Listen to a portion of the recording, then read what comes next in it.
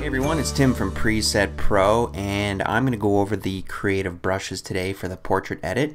Let's just start with quickly getting the shot set up. I'm going to start with the creative start preset, a lens correction, and I am going to go with the contrast here. And once we're done that, there's a few things that I still want to set up. Refine the sharpening. Let's go with portrait medium, so that's just going to sharpen things up, and I do want to smooth it out just a little bit, so noise reduction, essentially that's what this is, and I'm going to go low. Vignetting, I am going to go into this as well because I do want to get that dark sort of look here, so I'm also going to do the post-process vignette as well, and I'm going to max that out too. There we go. That's what I like. Okay, so essentially our shot's set up here, but we've got a lot of work to do here with the brushes. The first thing I want to do is, you can see the makeup a little bit, it's that orangey yellow. I'm going to just try to do that with the D yellow here. One of the things to remember when you're doing using the brushes, you want to make sure that your flow, this is how much paint essentially is coming out of your brush. So if you want a lot, then obviously 100%. If you want to just try 50%, go there. I'm going to try around the 50 mark and just see what that does for us. Just so you paint over, and it should sort of desaturate and remove that yellow. If you hover over, you can actually see with a red mask where it shows where you painted, and there you can see it there. Great, okay. So I'm going to go right into a new brush, and we're going to smooth out the skin. Well, first I'm going to go with the soft skin.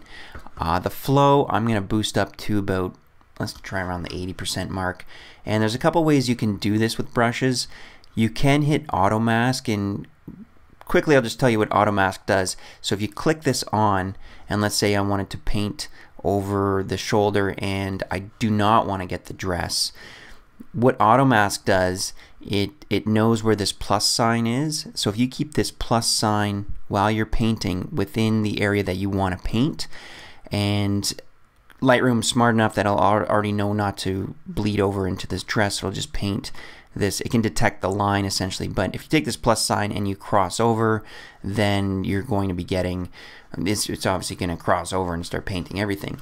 But for this, the technique we're going to use, I'm going to turn that off, and we're going to do the quick paint over everything. So painting over the eyes, painting over nostrils, lips, everything. Because what that'll do is when you hover over, you can see the mask is all over the place. But what we're going to do is hit the Option key, Alt key, and that's going to give us the minus.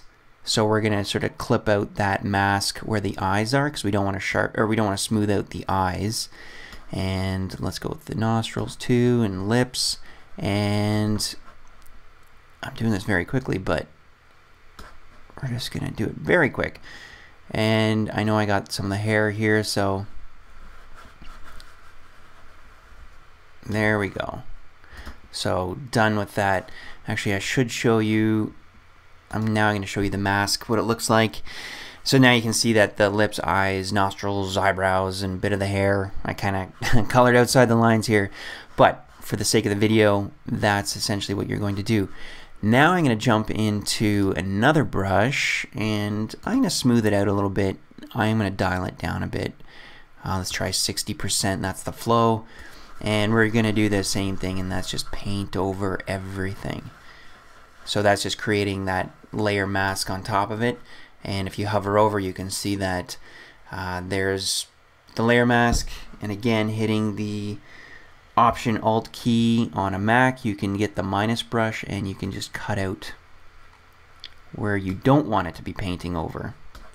And that's, again, any features. Obviously the eyes you want to stand out, and eyebrows and some of the details here. You can always just make sure that, you know, jawline and everything too, because you want nice, clean, crisp image.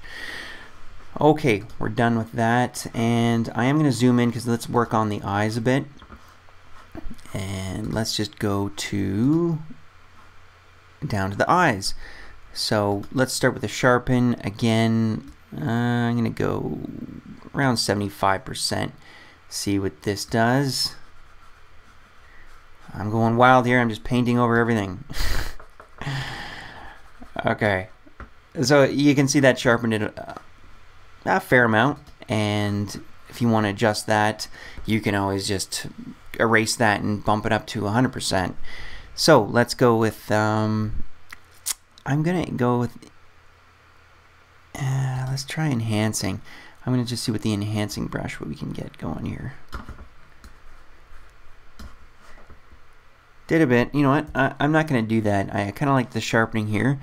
But what I am going to do is jump into the blue. Let's just get the eyes nice and blue here.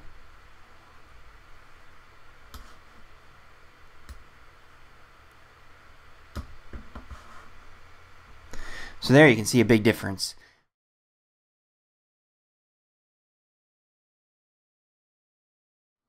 Okay, we're zoomed out here and we're done with the brushes. And again, keeping in mind with brushes, you always want to make sure that you're adjusting the flow. 60%, somewhere around there. You can try it at the extremes, 100%, just to see what it does, and then erase and then try again.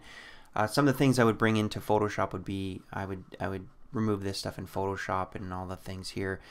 But the spot removal tool is great if you've got blemishes or anything here. You can go to heal and adjust it that way. So that's just the overview of what the brushes can do, and that's smoothing out skin, eye enhancing, and coloring in the eyes. And there's color brushes too. So if your subject was outside and you wanted to paint the bushes green and enhance the sky or enhance the water, there's brushes for that too. So hope you enjoyed the video. We hope to have some more for you soon.